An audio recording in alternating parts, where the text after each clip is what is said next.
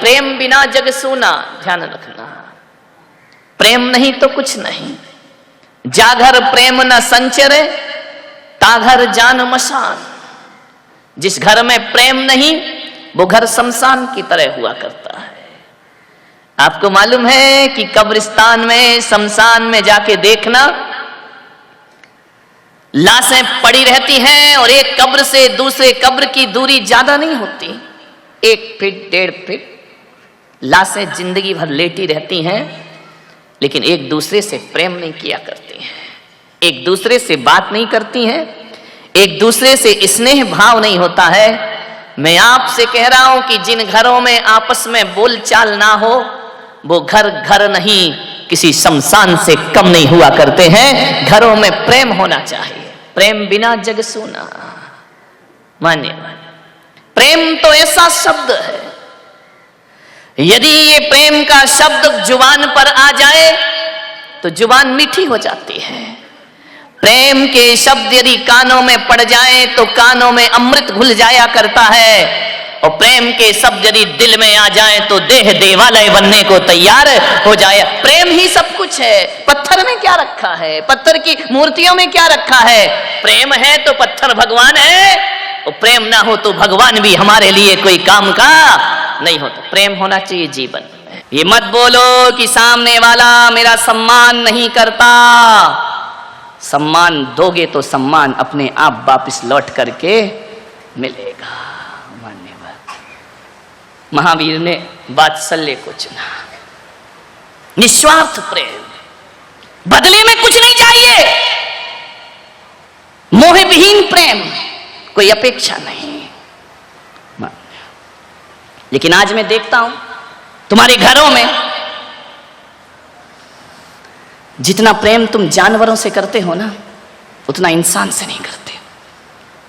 मैं दिल्ली से बिहार कर रहा था, सुबह सुबह मैंने क्या देखा, सुबह सुबह मॉर्निंग वॉक पे लोग निकले हुए थे। एक महिला बड़ी पढ़ी लिखी आधुनिक कुत्ते के बच्चे को गोद में लेके घूम रही है, सुबह सुबह मॉर्निंग वॉक। मैंने महाराज से पूछा कि महाराज ये क्या हो गया इस महिला को? मैंने कहा ये कुत्ते के बच्चे को लेके घूम रही है। मैंने कहा बताओ क्या बात है? यहां तक तो ठीक था, आगे और दुर्घटना घटी कि कुत्ते के बच्चे को तो महिला लेके घूम रही है, उसके बच्चे को नौकर लेके चल रहा है। मैंने अब तो मुझसे सब्र नहीं हुआ, मैंने कहा महाराज ये नजारा क्या है? बोले बताओ महाराज, आप बताओ ये क्या है?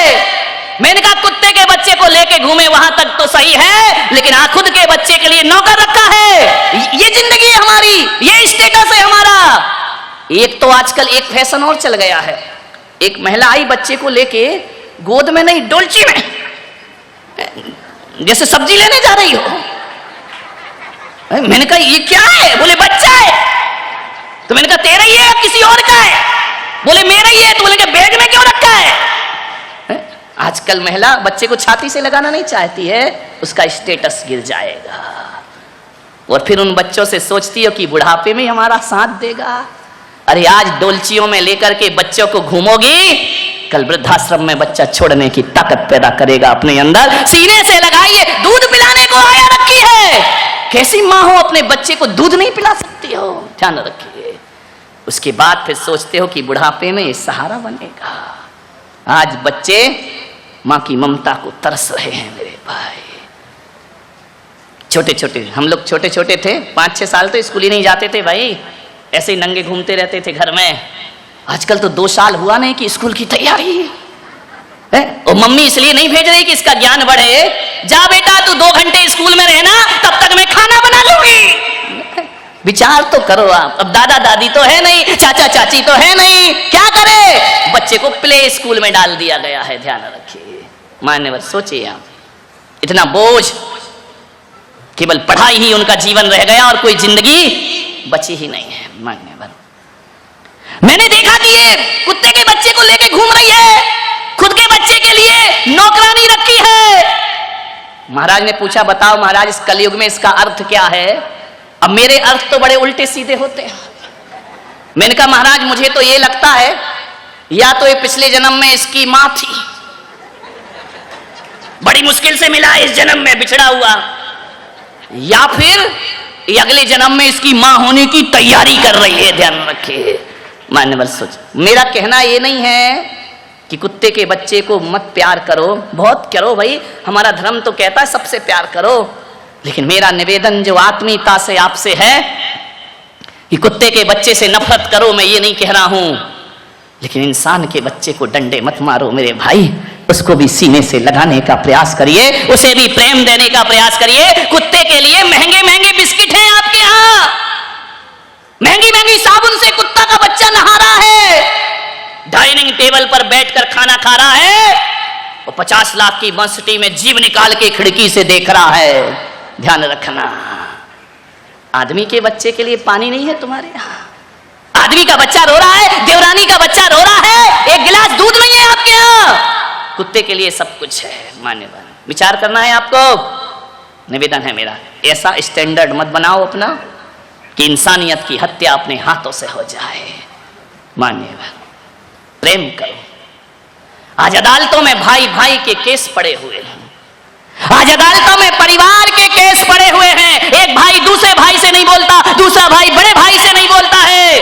क्या मामला है ये भाई, कैसे इंसान है हम?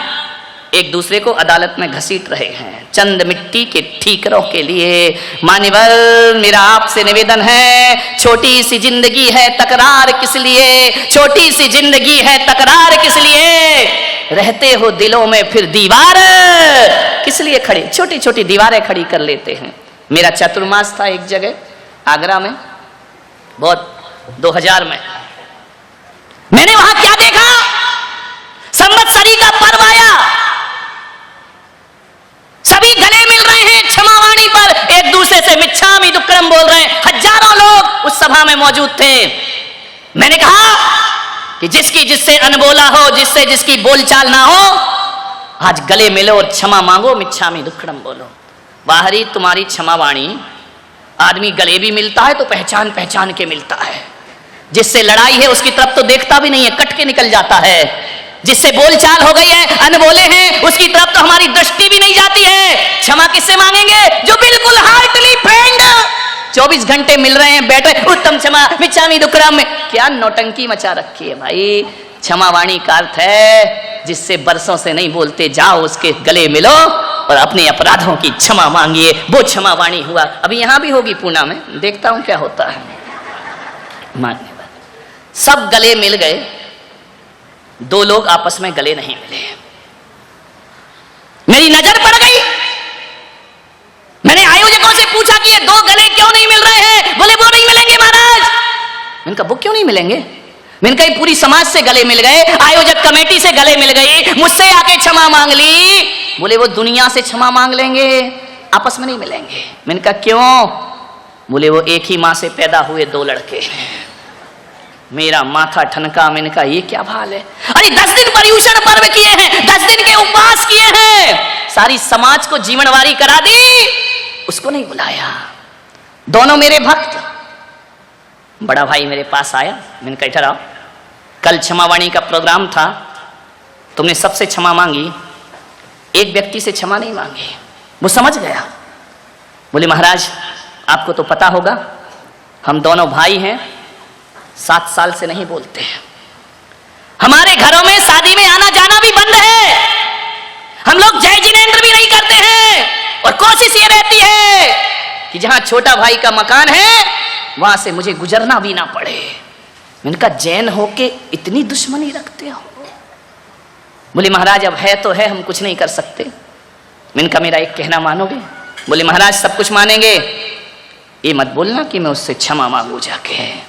कहना सब मानूंगा। मैंने कहा तू मेरा भक्त है? बोले पूरा कट्टर भक्त हूं, लेकिन ये मत कहना कि मैं उससे जाके क्षमा मांगू। 7 साल हो गए महाराज। बाहरे नादानो, इस लड़ाई को अपना गर्व समझते हो, गौरव समझते हो। मैंने कहा मैं तुझसे क्षमा मांगने का बिल्कुल नहीं कहूंगा। बोले फिर तो तुम जो कहोगे वो मैं करूंगा, क्षमा नहीं मांगूंगा। मैंने कहा गजब। मैंने कहा एक काम कर, अभी पर्युषण पर्व समाप्त हुए हैं, तू उसके घर जाना। बोले महाराज देखो फिर वही बात, घर जाना ये मत कराइए प्लीज, जो कुछ कहना वो कर दीजिए। मैंने कहा नहीं, तू क्षमा मत मांगना, उसके घर जाना, जाकर के इतना बोलना कि मेरे भाई पूरी समाज का जीवन हो गया, तू भी मेरे घर भोजन करने को आ। बोले महाराज थोड़ी बहुत मेरी इज्जत बची है, बोर तुम मिट्टी में मिलवा दोगे। मैंने कहा क्यों? बोले मैं जाऊंगा तो आने वाला नहीं, वो नहीं आएगा। मैंने कहा आएगा। बोले नहीं आएगा महाराज, मैं कहता हूं 7 साल से, आप तो अभी 2 महीने आए हुए हैं, मैं 7 साल से जानता हूं वो नहीं आने। मैंने कहा देख तू मेरे कहने से चला जा, जब तुझे भेजना मेरा काम है तो उसे घर भेजना भी मेरा काम होगा। मैंने कहा एक बात बता भाई, 7 साल से तुम दोनों भाई नहीं बोलते, कभी मन हुआ कि बोल लें? आंख भर आई उसकी। मन तो बहुत होता है महाराज, लेकिन बात यहां अटक जाती है कि मैं क्यों बोलूं, गलती तो उसकी है। दुश्मनी का सफर ज्यादा लंबा नहीं होता।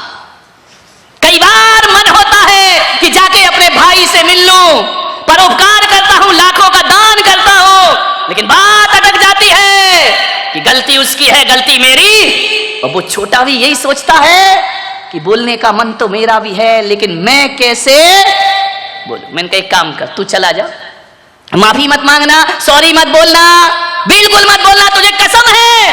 हाँ बोले तब तो ठीक है, लेकिन महाराज यदि वो नहीं आया ना तो इसके जिम्मेदार आप होगे। मैंने कहा मैं केस हाथ में लेता हूं। अब ले लिया तो ले लिया, अब क्या करें, अब सुधारना है। साधु तो उल्टी खोपड़ी का होता है, ठान ले कि सुधारना है तो सुधार नहीं है। मैंने कहा जा उसके घर में। वो गया, बड़े दबे दबे से, भारी भारी पांव से, एक एक पांव ऐसे उठा रहा है जैसे 10-10 किलो के पत्थर बांध दिए गए हों।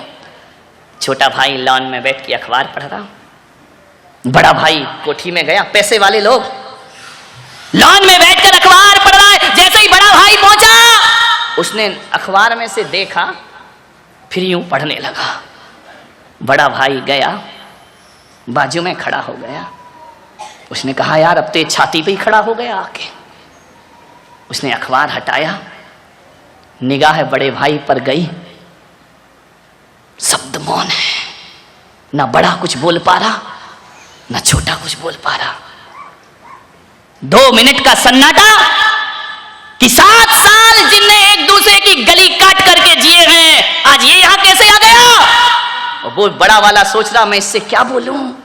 दोनों खड़े हैं असमंजस में। छोटा कुर्सी से उठा, बड़े ने कहा देख महाराज ने भेजा है, रस्सी जल जाएगी, अकड़ नहीं जाएगी, ध्यान रख। मैं नहीं आया हूं, महाराज ने भेजा है। छोटे ने कहा क्यों भेजा है? बोले बताऊं, ये महाराज का आदेश है। बोले क्या आदेश है? कल तेरे पूरे परिवार का भोजन मेरे घर में होगा।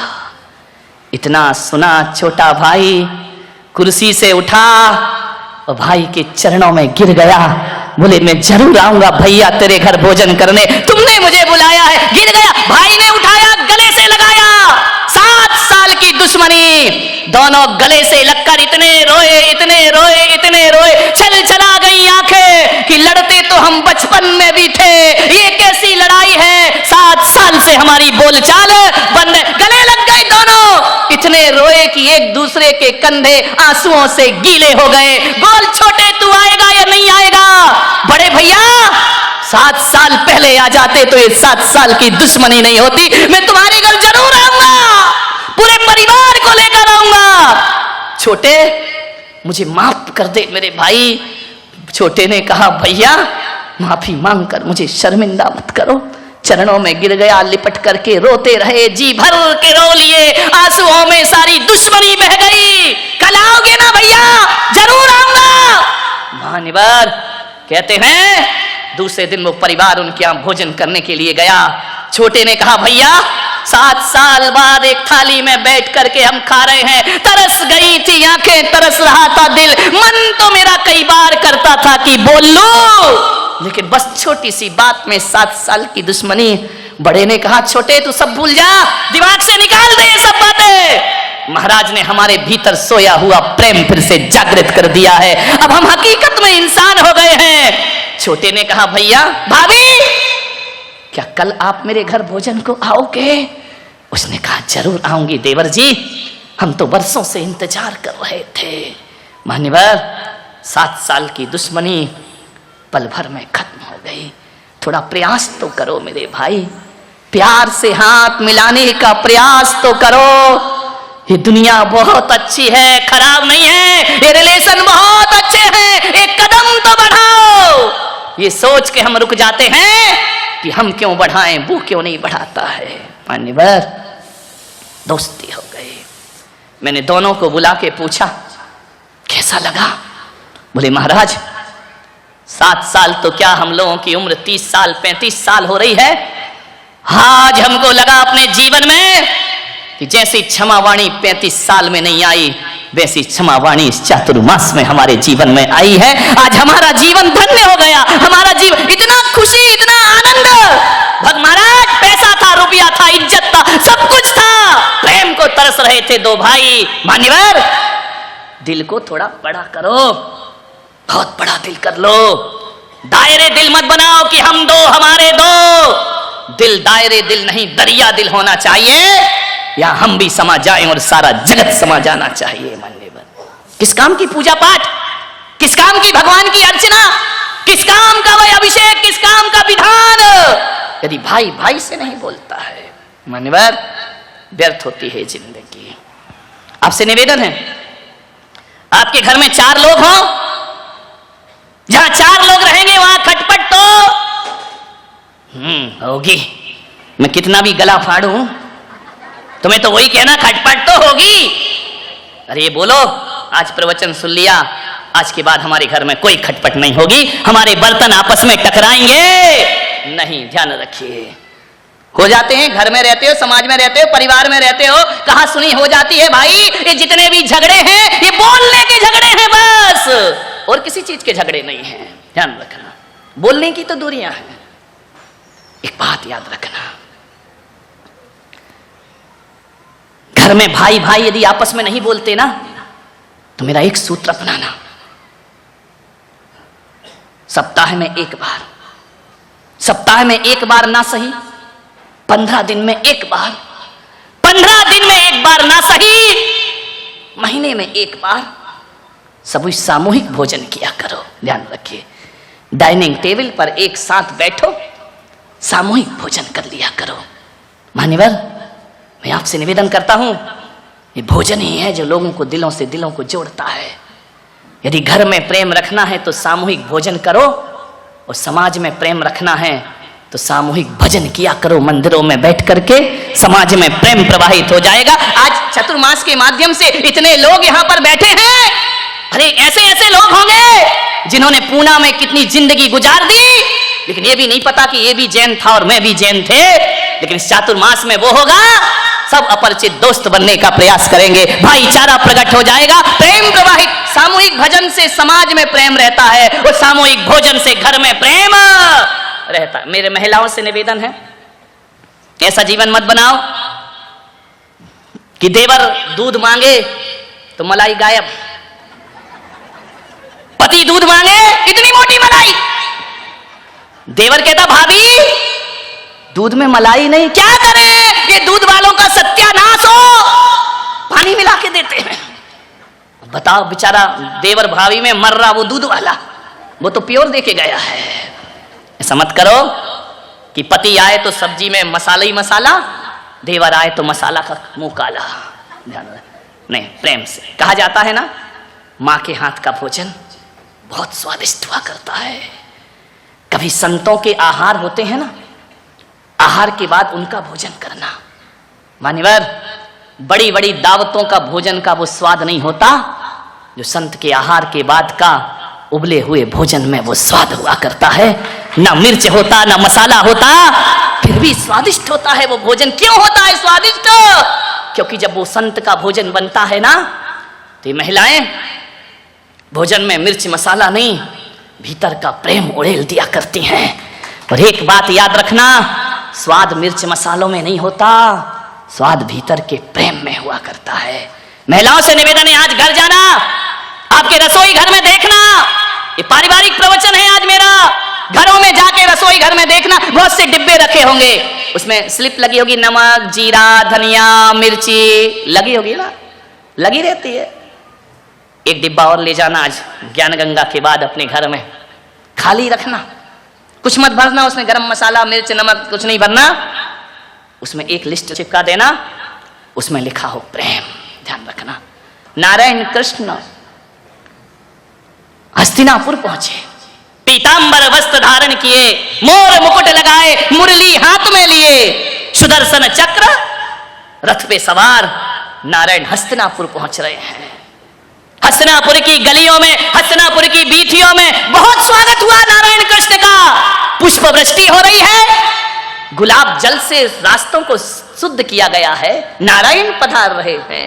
रथ में बैठे नारायण चले, क्या देखते, हजारों लोग हाथ जोड़ के खड़े हैं, नारायण हस्तिनापुर में आपका स्वागत है।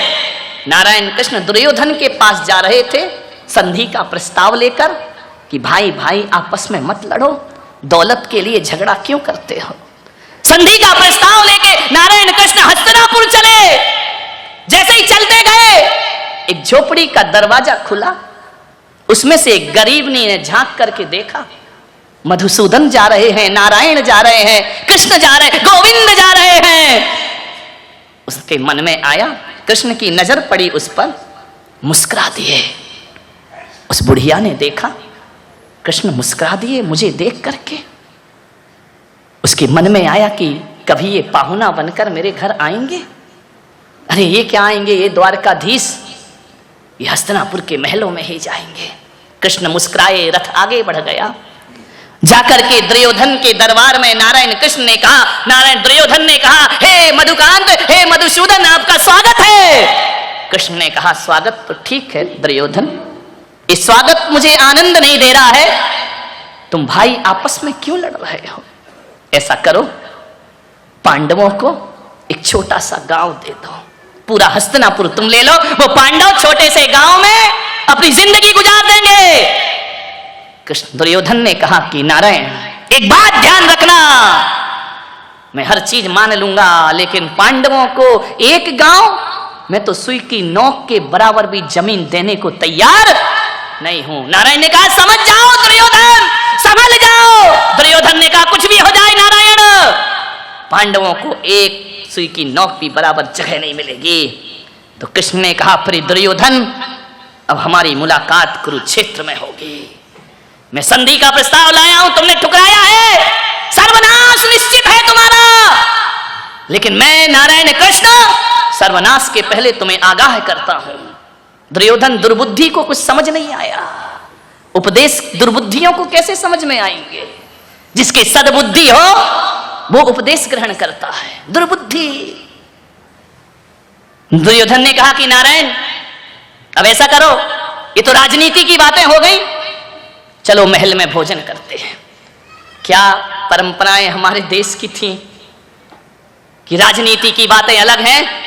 हमारे घर में कोई आ जाता था, दुश्मन भी आ जाए तो भोजन को पूछा जाता था। नारायण महलों में भोजन करो, मोहन भोग बना है, 56 भोग बने हैं। कृष्ण ने कहा, नहीं दुर्योधन, आज मेरा निमंत्रण कहीं और है। दुर्योधन ने कहा कि मैंने आपकी बात नहीं मानी इसलिए भोजन नहीं करोगे। कृष्ण ने कहा, ऐसी बात नहीं है, राजनीति अलग जगह है और व्यवहार अलग जगह हुआ करता है। आज मेरा भोजन कहीं और है। दुर्योधन फिर कभी मिलेंगे, फिर भोजन करेंगे। क्या लोग थे, पहले का ये जमाना था कि जब हमारे पूर्वज भोजन करने बैठते थे ना, तो आंगन में खड़े होकर आवाज लगाते थे कि मेरी आवाज जहां जहां तक पहुंच रही है और वहां वहां तक यदि कोई भूखा हो तो आए भोजन ग्रहण करे, उसके बाद मैं भोजन ग्रहण करता हूं। क्या जमाना था, शास्त्रों में लिखा है, मुनि को भोजन दे फिर निज करई आहारे। और आजकल तो महाराज को भोजन देंगे बाद में, नाश्ता करेंगे पहले, ध्यान रखना।